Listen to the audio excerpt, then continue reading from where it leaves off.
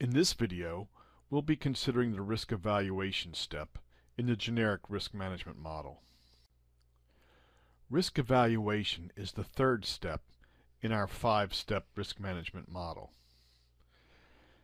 At the time you begin the risk evaluation, we would presume that the risk manager's work in problem identification and risk estimation are done and that the risk assessment has been completed.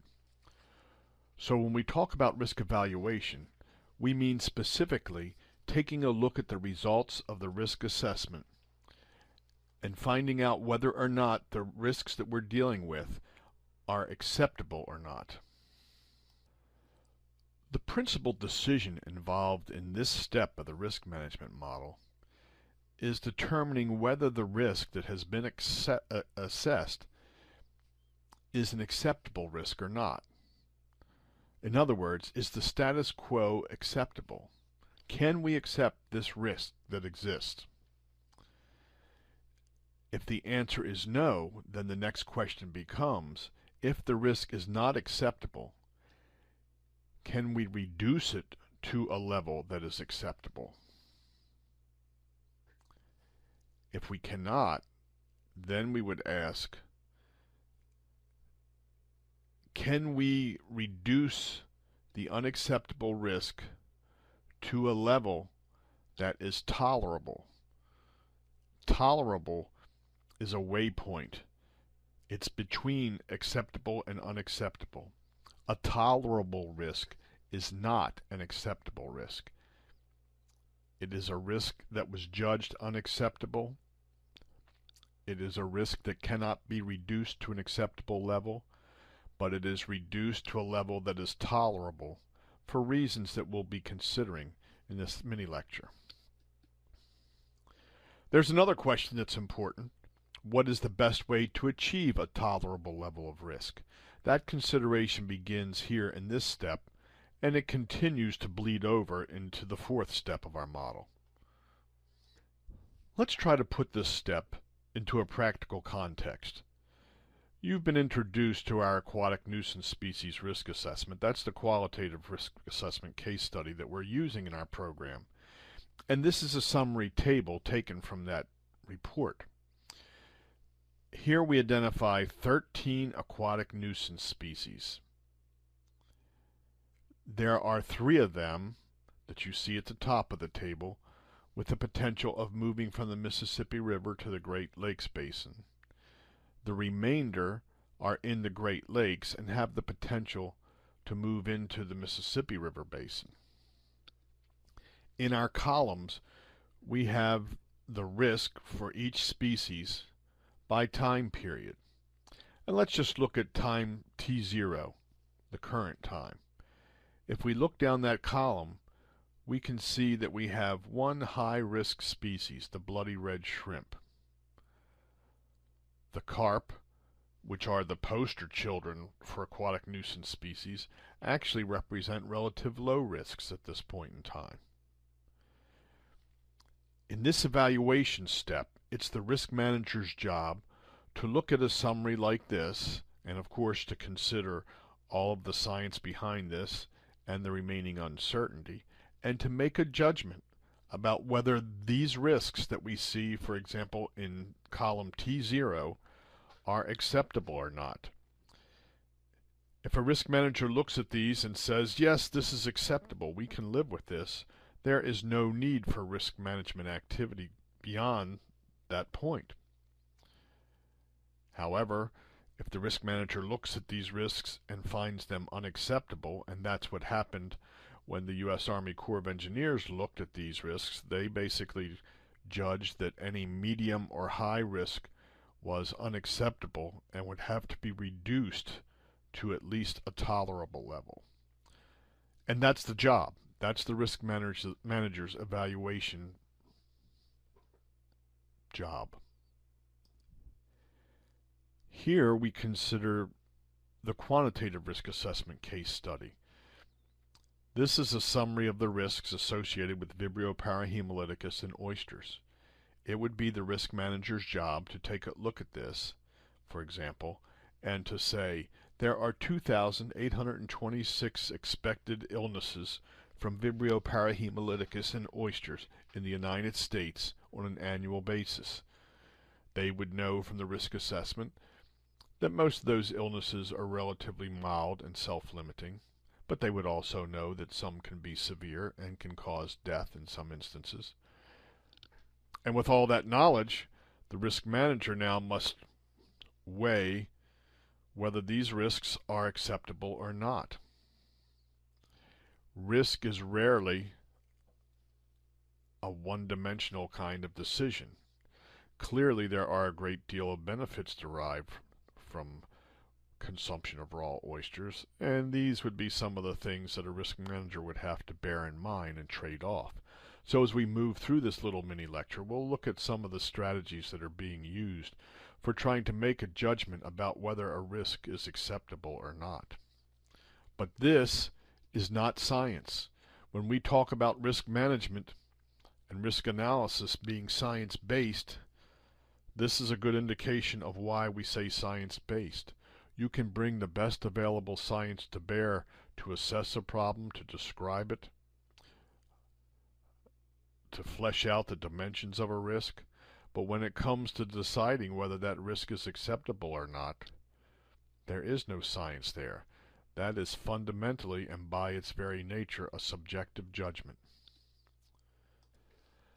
Let's keep in mind that the risk manager wears two hats. There's the risk taker hat and there's the risk reducer hat.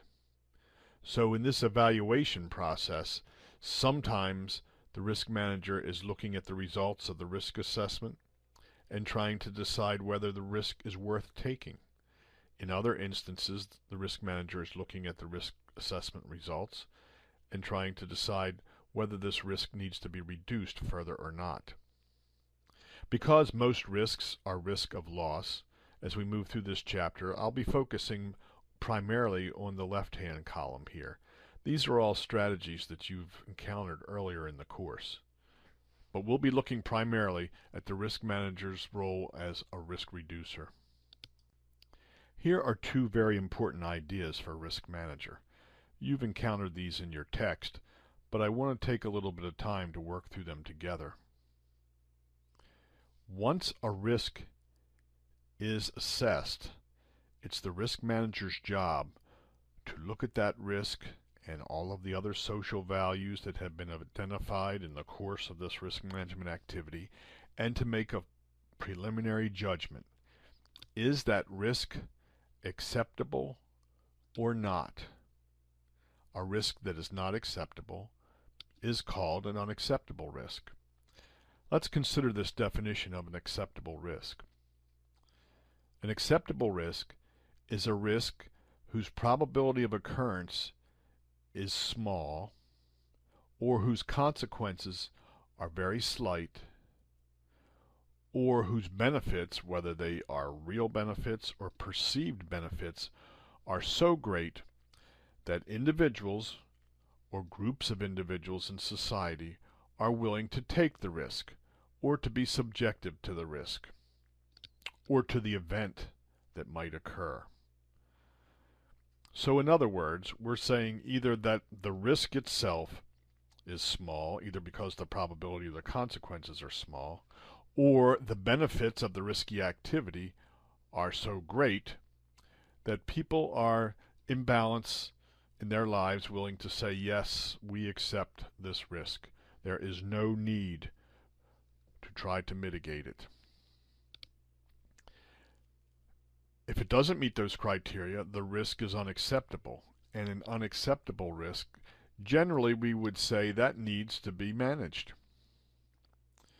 The ideal, of course, is to get an unacceptable risk down to an acceptable level, one that would be generally recognized as acceptable to members of the society. It's relatively rare that we can reduce an unacceptable risk to an acceptable level. So between acceptable and unacceptable is a gray zone, if you will, and we call this tolerable risk. A tolerable risk is a non-negligible risk. It has not yet been reduced to an acceptable level. But the risk is tolerated because we are unable to reduce it further, or the cost of reducing it further is great, or the magnitude of the benefits associated with the risky activity are great. So let's consider that just for a second here. Sometimes we see a risk that's unacceptable, and when we use the best available technology, do the best job we can, we still cannot get that risk down to an acceptable level. Therefore, we have no choice but to tolerate the residual risk that remains. In other instances, there is an unacceptable risk, and as we begin to reduce it, the costs go up. $1 million, $1 billion, and we are still trying to reduce the risk. And perhaps the next increment of risk reduction might cost $10 billion or $100 billion. But at some point, society as a whole basically cries out, ouch, that's enough. We can't afford to reduce this risk further. So even if the technology for doing so exists, the economic resources for doing so are limited. And so we remain at a tolerable level of risk. And then, of course, the last category is when the benefits are so great that we tolerate risk. So with automobiles, might be a good example of a tolerable level of risk based on the magnitude of the benefits. The health consequences associated with automobiles are horrendous in many countries throughout this world. We do have the technology to reduce some of those consequences. That would make automobiles very expensive. But we find that the benefits of having that kind of freedom and that kind of mobility outweigh the risks. And so even though we may have thousands of deaths associated with automobile accidents, we as a society have judged that this is a tolerable level of risk. Here's a figure that illustrates these two concepts. The width of the triangle represents the severity of the consequences. And as we move from the bottom to the top, we have increasing risk and the concomitant increasing social concern. You see the range of intolerable, unacceptable risks. You also see the range of acceptable risks. When we can't get from unacceptable to acceptable, we must stop somewhere in between in that range of tolerable levels of risk. The TLR, or tolerable level of risk, is sometimes used as a measure of risk management protection. TLRs are applied in some instances by mandate, in others as a matter of policy. So how do we decide whether a risk is acceptable or not? And how do we determine a tolerable level of risk? There are any number of options.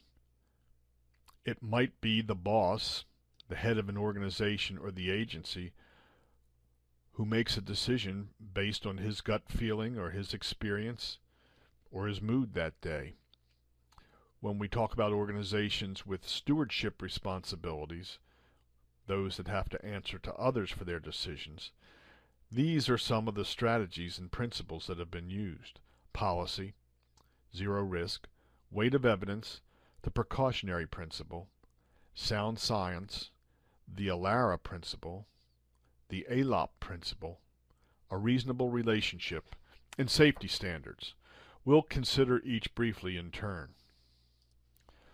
Policy may be one of the most common ways for making decisions in organizations, especially if we expand our notion of policy to include the boss's decisions. Some decisions have been made for the risk manager. Sometimes elected officials or organizational leaders may establish a policy that directs them in what they are to do.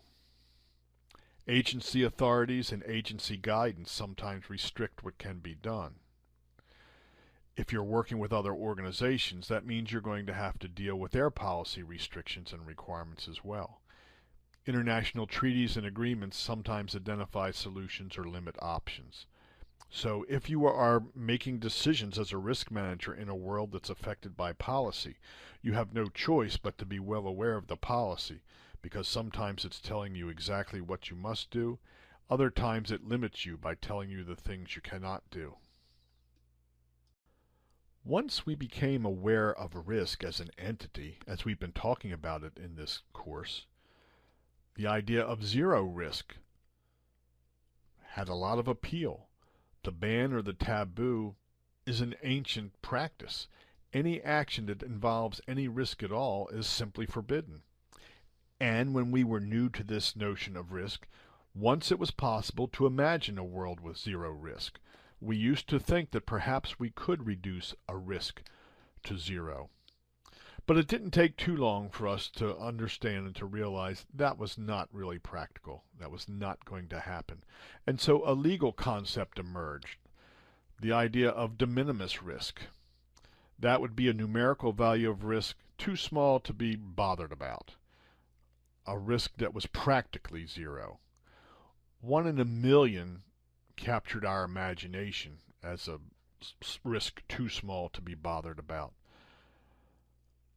But even 1 in a million every year, if you live for 70 or 80 years, that's a lot more than 1 in a million lifetime. So this notion of practically zero still lingers, and we like the idea of keeping risks very small. But zero risk is no longer an option for anyone. What we would really like to have as risk managers is a once and for all resolution of a problem on the basis of compelling scientific evidence. That's what we really want. We want the weight of the evidence behind us, and we want it pointing clearly to the solution that's desired. The problem is we're working in a world of risk, and that is fraught with uncertainty. So we rarely have that once and for all resolution on the basis of compelling scientific evidence. More often than not, risk managers have to assess the credibility of conflicting evidence about hazards and about risks. And so we have devised this risk management process so that we can do that in a systematic and objective manner. That's one of the reasons why risk managers are encouraged to spend time defining that decision context.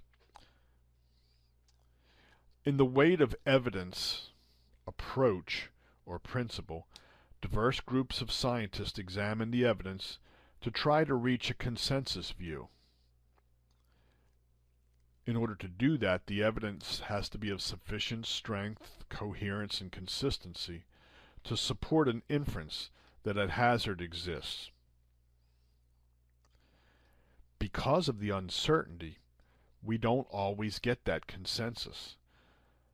So often, the weight of evidence is an ongoing activity that attempts to balance positive and negative evidence of harmful effects based on the best available evidence. This is sometimes complicated by the fact of the way we publish and disseminate our information. We are much more prone to publish positive results about hazards and risks than we are negative ones. So it is very often difficult to gather a complete set of evidence for any given issue. When faced with decision-making under conditions of uncertainty, in many parts of the world, the precautionary principle has a great deal of appeal to risk managers. So in this slide and the next, you'll get two definitions of the precautionary principle, and then we'll look at an application in a following slide.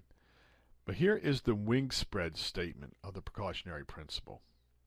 When an activity raises threats of harm to human health or the environment, precautionary measures should be taken, even if some cause and effect relationships are not fully established scientifically.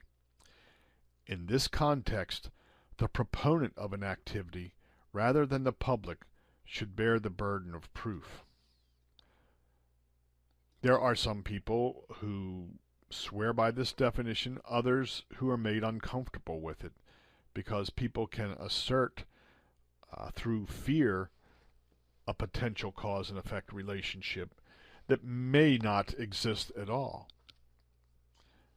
Others feel that this level of precaution is absolutely essential, especially if we're dealing with human health and the environment.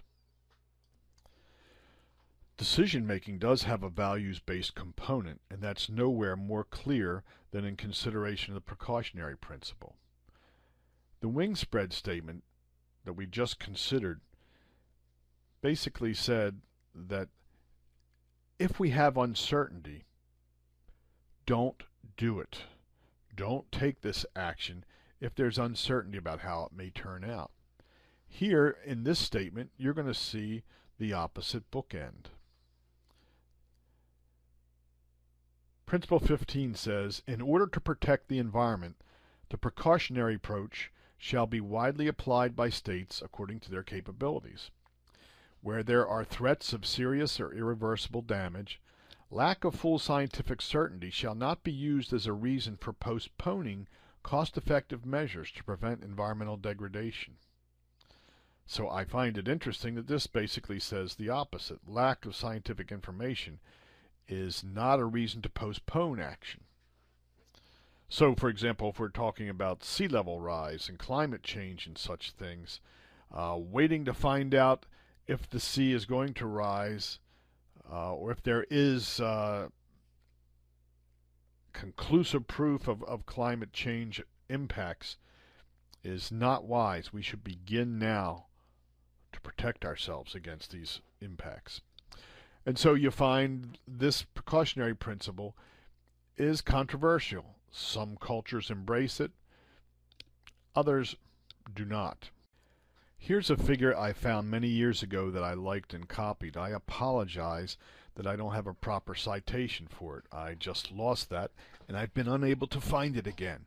But I do recall that it came from a Canadian agency, and they were talking about when you might use the precautionary principle. So they identified 5 types here.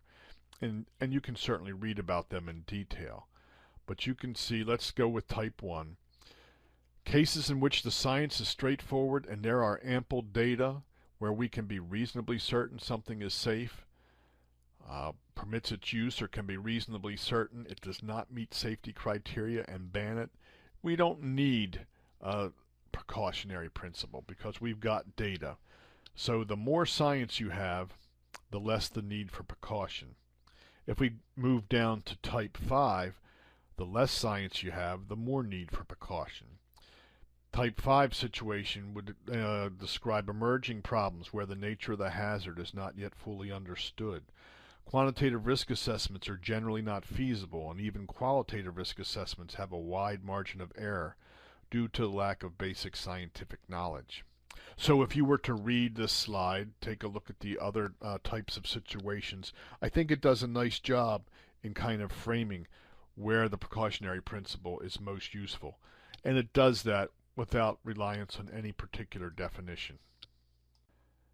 Here we begin briefly a little discussion that quite frankly makes me feel uncomfortable because I think there is science and there's not science. But we live in a world where the media are powerful and where the internet is pervasive, and there are a couple of terms that have emerged, unfortunately. One of them is sound science, the other is junk science. I first encountered this notion of sound science as offered as a response to the precautionary principle. SourceWatch, which I do not endorse, or I take no position on, I just mentioned that SourceWatch was the source for this quote that you see here. Sound science is a phrase often used by corporate public relations and government agency spokesmen to describe the scientific research used to justify a claim or position. Sound science, however, has no specific scientific definition itself, so the phrase is used subjectively. Lack of sound science is a common critique used against public health and consumer activists in an attempt to discredit their concerns about public safety and environmental risk. Junk science is often presented as the opposite of sound science, usually for propagandistic purposes that favor industry. So you can make of that what you will. The hyperlinks that you see on the screen are both to Wikipedia entries for these two terms, should you care to have a look at what they say on the topic. SourceWatch offers a description of sound science that is slanted against industry. So I thought it was important to try to find something that was a bit more balanced. And to be honest, this is the best I could do. Sound science here is described as an observed pattern of events should not be accorded causal significance unless confirmed by careful data collection and thorough statistical analysis. So this just seems nothing more than an argument to use good analytical techniques. Sound science seeks to ensure the rejection of misguided ideas arising from chance occurrences, biased data collection, flawed experimental design, and defective analysis. That's about as far as I feel comfortable going with this notion of sound science and junk science. So let me conclude just by saying, please be aware that these are two terms that arise frequently in the world of risk analysis, where basically people say what we do is sound science, what you do is junk science. When you are involved in a science-based decision-making paradigm, there are always going to be social values and subjective judgments that come into play. Unfortunately, that has bled over into judgments about the quality of the science that's often done in an area where there is indeed a great deal of uncertainty and the science is not always clear and conclusive. The Alara Principle has been around for a good while. It's an acronym. It stands for reducing the risk as low as reasonably achievable. When I look for formal definitions, it's hard to find one, but the World Health Organization has a backgrounder that says it's a policy used to minimize known risks by keeping exposures as low as reasonably possible. It takes into consideration cost, technology, benefits to public health and safety, and other societal and economic concerns. Alara today is mainly used in the context of radiation biology is actually the parts that are missing here. But it goes on and says, in the context where limits are not set on the basis of a threshold, but rather on the basis of acceptable risk. Under these circumstances, it is reasonable to minimize risk that can be presumed to exist, even at levels below recommended limits, on the grounds that what constitutes acceptable risk can vary widely among individuals. So it's a nice idea. As low as certainly has appeal, but once we stick reasonably achievable in and say that depends on cost, technology, and benefits, this is one of those nice sounding concepts that's hard to actually arrive at in practice. One of the most appealing strategies is the ALOP, or the appropriate level of protection. This is defined as the risk society is willing to tolerate. We find the level of risk that society will tolerate, and if we set our level of protection so that it will yield that risk or a lower risk, then that would be an appropriate level of protection.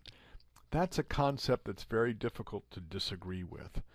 The problem, of course, with this, much like the problem with the Alara Principle, is how do you find that risk that society is willing to tolerate? That is not a scientific determination. That's values-based, and it's subjective determination. So the appropriate level of protection is an idea that has been adopted by the food safety community, an area where I've done a good bit of work.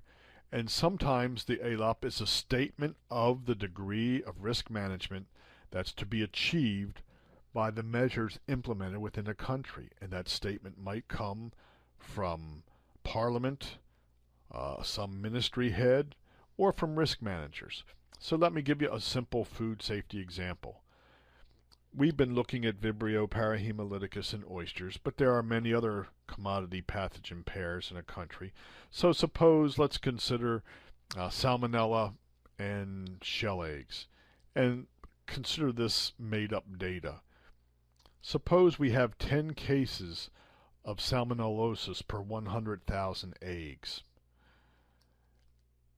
An ALOP could be a specific public health goal, perhaps where the parliament or the ministry says, we've got 10 cases per 100,000, that is not acceptable, we are going to cut it down to 5 cases per 100,000.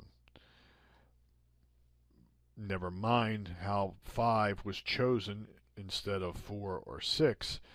It's enough that it was chosen and it was set out as a goal, identified as an appropriate level of protection. So sometimes the ALOP is a goal that is identified by someone in a risk management capacity of some sort. Other times, the ALOP is what results when we do what we can do. So the ALOP might result from the performance of risk management options. In the case of salmonella and shell eggs, if we take all of the technological measures that we can take to reduce instances of salmonella in shell eggs, let's suppose we started with 10 cases per 100,000, and again with made-up numbers. Suppose the best technology takes us down to 6.3 cases per 100,000. Well, if we are doing everything we can do, that's another definition of the ALOP, the appropriate level of protection. ALOP is what results from the doable measures. So appropriate level of protection is a wonderful and very appealing idea. It's just difficult to determine in an objective way. Because the ALOP is difficult to determine in an objective way, we often revert to one of those two measures that I just described. It's the result of what is doable, or it's a goal set by risk managers at some level. And if it's that goal, then we might consider some of the characteristics that would influence an appropriate level of protection. Technical feasibility would be one. What does technology enable us to do? Risk that can arise from risk management interventions would be another. Sometimes we create new risks with our risk management measures. The magnitude of benefits would be a consideration. Cost of prevention and control versus the effectiveness of the risk reduction would be an important trade-off to consider. The public's risk reduction preferences and other public values often come into play, along with the distribution of risks and benefits. So these are some of the things that might go into that subjective determination of an ALOP set as a goal by risk managers. It is often said that there ought to be a reasonable relationship between the cost of reducing a risk and the actual reductions in the risk. So reasonable relationship is a term that has come into play as a decision-making strategy. This is where the cost of hazard control should bear a reasonable relationship to the corresponding reductions in risks. The reasonable relationship is not a cost-benefit analysis, but it does balance benefits and cost in an approximate way. In the practice of economics, we have a cost-effectiveness analysis, which is basically looking for the cheapest way to accomplish a goal, or the way to accomplish the most good with a given amount of money. And this is probably closer in spirit to the idea of a reasonable relationship than any other notion that comes from the area of economics. Safety standards are frequently used by risk managers.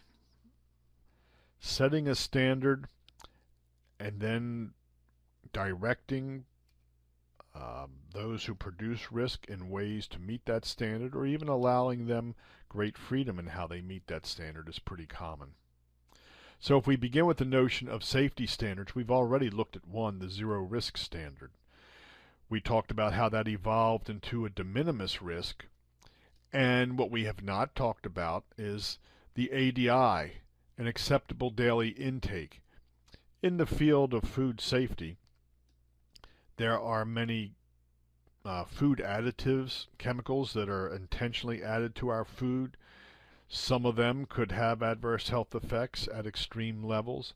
And so there's been a great deal of science to identify what an acceptable daily intake level would be. So establishing and enforcing an ADI is a good example of a safety standard. Engineers, they use safety standards. We also have balancing standards. As opposed to having a single standard that you must unilaterally meet, there are ways to balance trade-offs. For example, there's a risk-benefit trade-off. The more benefits that are derived from an activity, the more of that risk we are willing to accept or to tolerate, to use the language of this particular week in class. There is a comparative risk analysis. This is where we would rank risks for the seriousness of the threat they pose.